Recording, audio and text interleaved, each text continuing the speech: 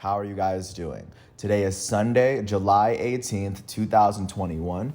I'm James Sims, and for this episode of The Elite, I'm going to do an elite individual profile. I'm Bam Adebayo. The elite power forward for the Miami Heat turns 24 today, so my intention with this piece is to go through all his accolades, accomplishments, and what he's been able to achieve from the moment where he stepped into the limelight in Kentucky and even slightly before to where he is right now as an American Olympian getting ready to compete in Tokyo for our nation, try to win a gold medal for himself.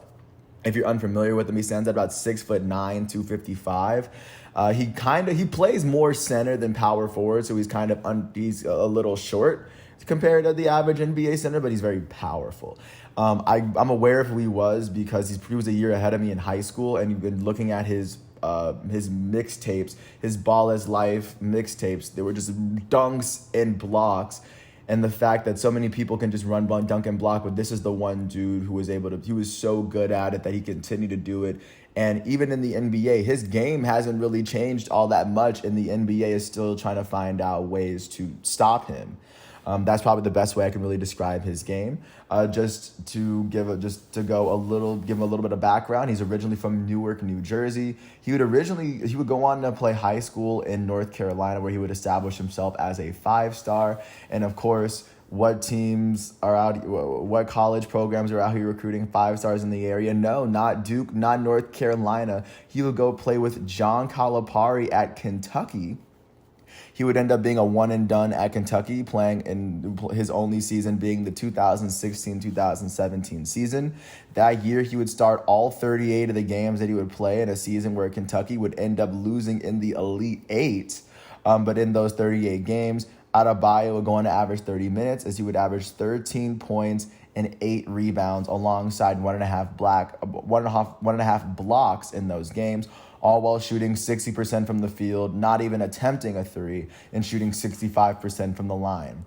He established himself as a good enough one-and-done at Kentucky that he was taken in with the last pick in the lottery of the 2017 NBA draft. He was actually the pick right behind fellow all-star and elite shooting guard for the Utah Jazz, Donovan Mitchell.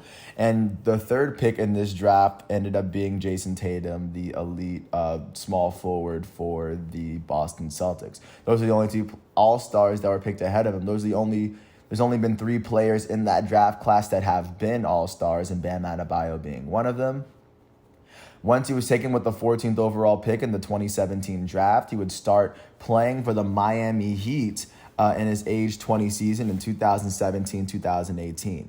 In his rookie season, he would start 19 of the 69 games that he would play in a season where the Heat finished with a 44-38 record and finished with the 6th best record in the East. In this particular season in itself, he would average 20 minutes a game.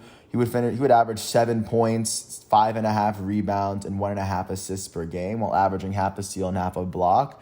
He would go on to shoot 51% from the field and 72% from the foul line. Like I said, he was, and then by then, establishing himself as one of the better young players in all of basketball.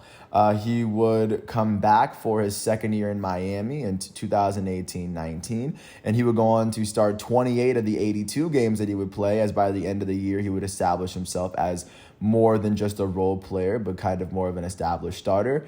In this season, Miami would end up missing the playoffs. They finished with a 39-43 record. They had the 10th best record in the entire league.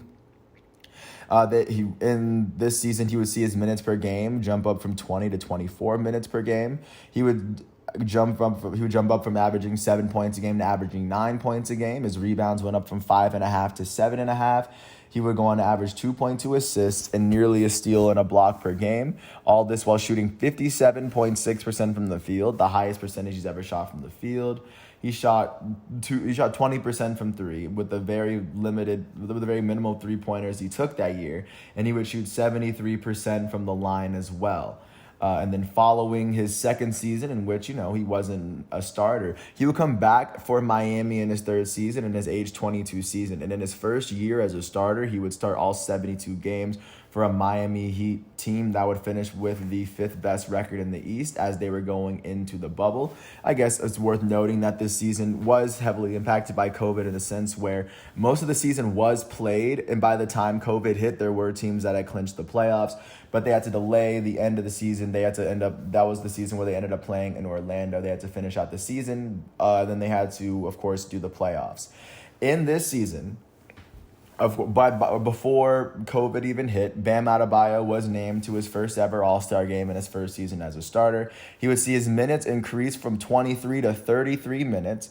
This season, he would average 16 points, 10 rebounds, and 5 assists, averaging over a steal and a block per game as well, while shooting 56% from the field, 14% from three, and 69% from the foul line. So, of course, that'll be his first time being named as an All-Star.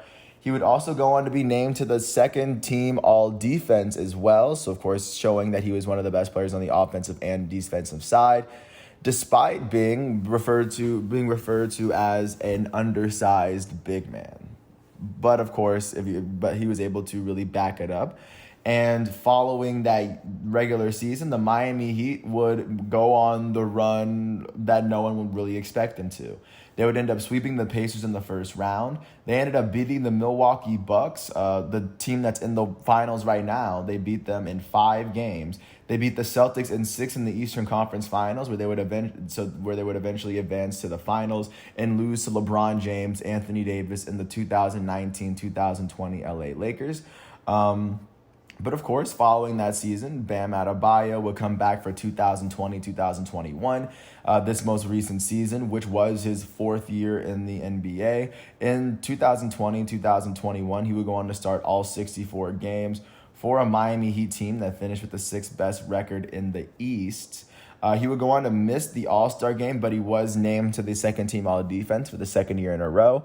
He would see his minutes per game set about the same as he saw as over the last couple seasons since his All-Star season. He would see his points increase from 16 to almost 19 points a game. His rebounds went down from 10 to 9, and his assists went up from 5.1 to 5.4.